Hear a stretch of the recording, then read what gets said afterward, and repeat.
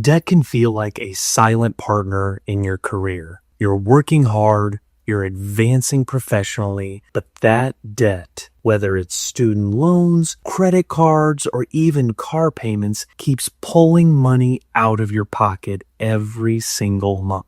And for busy professionals like you, finding the time and energy to tackle debt can feel impossible. But here's the good news. You don't need hours every week to make progress. You just need a clear plan and a few smart strategies. Today, I'll walk you through practical debt reduction approaches that fit into a busy lifestyle so you can get out from under the weight of debt and move closer to financial freedom. Why debt reduction matters for professionals? Well, we really need to jump into that question, and let's take a moment to understand the why. Many professionals carry 6 figures of student loan debt, and it's common to add credit cards, car loans, and a mortgage on top. You may even have business debt if you started a practice or firm. If you don't have a plan, debt can rob you of opportunities. That could be the ability to invest in your retirement early, save for your children's education, or take that sabbatical you've been dreaming of. The sooner you reduce your debt, the more freedom you'll have later in life. So the first strategy is the debt snowball. The debt snowball is all about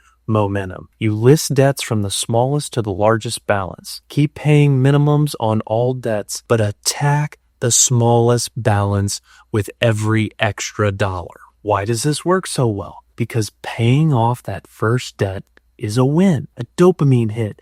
You build confidence, and that momentum helps keep you going. Here's an example. Let's say you have 4 debts: a credit card with a balance of $3,000, another with $7,000, a car loan of $15,000, and student loans of $50,000. With the snowball, you'd focus on the $3,000 card first. Once that's gone, the money you were putting toward it rolls into the $7,000 card, and so on. The amount you were paying toward the smallest debt is like a growing snowball rolling down a hill. Now, the second strategy is the debt avalanche. So contrary to the snowball, the avalanche is about math and efficiency. Instead of focusing on the smallest balance, you target the debt with the highest interest rate.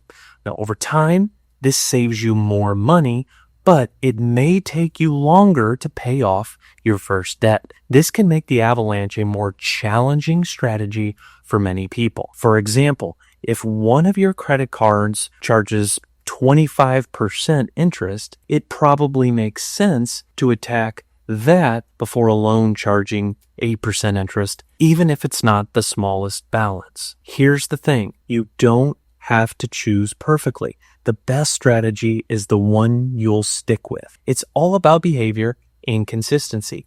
If you need emotional wins, go with the snowball approach. If you're motivated by saving the most money, the avalanche is your friend. Now, the third strategy is automating your payments.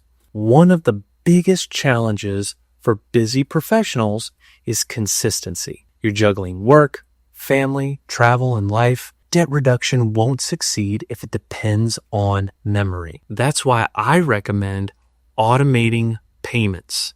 Set up transfers so the money leaves your checking account the day after your paycheck hits. This ensures the payments happen and eliminates the temptation to spend that money elsewhere. If you're paid twice a month, line up payments with each paycheck. You'll be surprised how much faster balances drop when you're chipping away every 2 weeks. Now, the fourth strategy is avoiding lifestyle creep. This is a sneaky one. As your income grows, so does the temptation to upgrade everything. cars, vacations, dinners, subscriptions. But here's the trap. If every raise or bonus immediately turns into more spending, your debt will stick around much longer than it has to. Does this ring a bell? Imagine you get a $10,000 bonus. You could use it on a new set of golf clubs and a weekend away, or you could drop it on that $7,000 credit card balance and knock it out instantly. Second option doesn't give you an Instagram photo, but it does accelerate your financial freedom. When you get your next raise, immediately plan to apply it to your extra debt. You're working to pay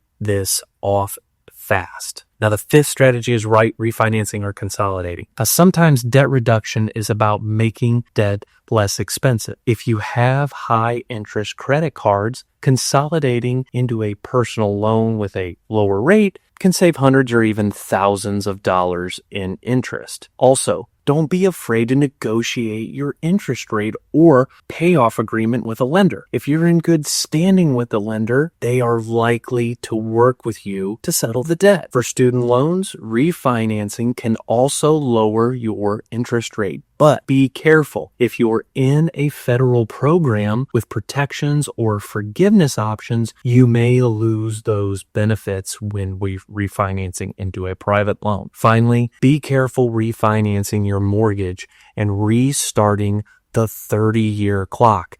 It's all right to refinance, but try to keep the term of the new loan the same as the remaining term on the current loan. Remember, your goal is to get out of debt. Now, the sixth strategy is increasing your income intentionally. When you're a busy professional, it's not always realistic to pick up a second job, but you may have opportunities for bonuses, overtime, consulting, or even turning a hobby into income. Here's the key. When you earn extra, don't absorb it into lifestyle. Funnel it directly to debt. Some clients I work with received a few raises and decided to apply the increases to retirement savings and paying off their first and second mortgages. They almost have this goal accomplished within a 2-year time frame. Now, the seventh strategy is staying motivated with milestones. Paying off debt can take years. To stay motivated, celebrating milestones along the way, you want to reward your desired behavior.